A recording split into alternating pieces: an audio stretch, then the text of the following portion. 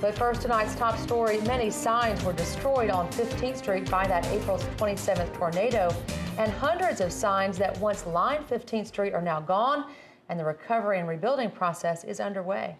WVUA's Bradley Whittington shows us how signs on 15th Street could become a little smaller. They've lined 15th Street for decades, but now a new ordinance could force business owners to change their signs. Tuscaloosa Planning and Development Director John McConnell explains why. Several of the affected businesses in the recovery zone may have had signs that were essentially grandfathered under a previous ordinance that would no longer be permitted under our current laws. McConnell says the ordinance isn't new. It changed nearly 4 years ago, but it's becoming an issue for business owners because April 27th tornado knocked down many of their signs. The current ordinance was adopted because the city recognized that we were accumulating a large number of signs, and they were tall and big in area, and the cumulative effect of that created a lot of clutter and actually confusion to the motorists. McAllister's Deli General Manager Britt Marshall says their T-sculpture created out of a damaged oak tree has their logo on it, and because of the updated ordinance, it might become their only sign. The old oak tree was split in half, and he took a glass of McAllister's tea and just made it look like one.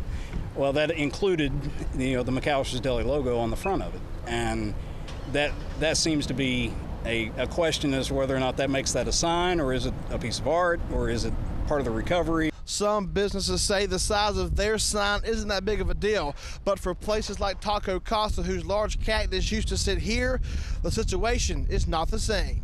Taco Casa is a part of Tuscaloosa and always will be.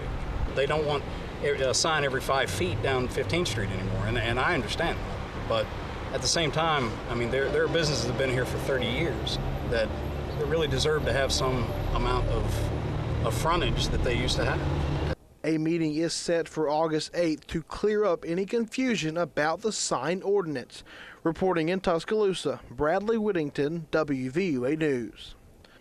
And under the current ordinance, on 15th Street, a pole can be 150 square feet and 25 feet high, while a monument can be 150 square feet and 15 feet high. People affected by April storms are still busy with recovery, and disaster centers are closing, but you still have some options for help from FEMA. If you were denied financial assistance from FEMA after the storm, you have 60 days to appeal from the date of your letter. Officials say people could still apply for grants up to $30,000 or low-interest loans up to $200,000. Also, FEMA's Disaster Loan Outreach Center inside the Tuscaloosa City Hall Annex closed today. The previous FEMA Disaster Recovery Centers and Small Business Administration Loan Outreach Centers in Tuscaloosa County are also closed. You can call FEMA 1-800-621-3362. And if you want financial help building a safe room, now's the time to apply. To qualify, pick up an application at the Tuscaloosa County Courthouse Annex and deliver it to the Tuscaloosa County EMA office in front of Bruno's on McFarland Boulevard. And you can call area code 205-349-0150 if you have any questions.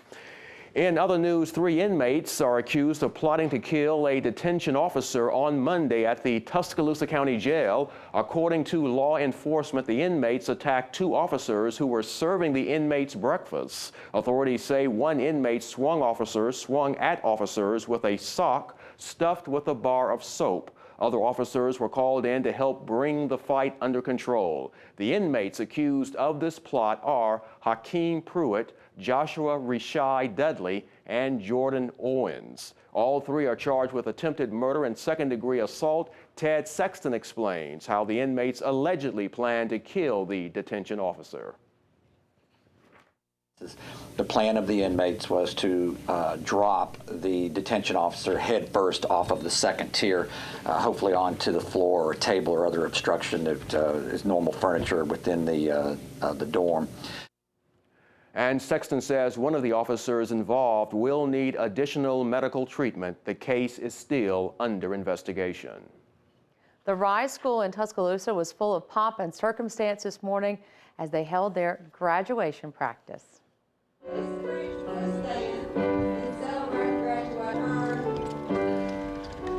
Over the past 35 years, Rise has helped prepare more than 2,000 children for public classes. And right now, they are hosting their graduation ceremony at the Stalling Center on the UA campus. Children who are disabled and not disabled are in those classes, and they're specifically designed for their age. Among tonight's graduates, Naia Wilder. She's the daughter of professional boxer Deontay Wilder.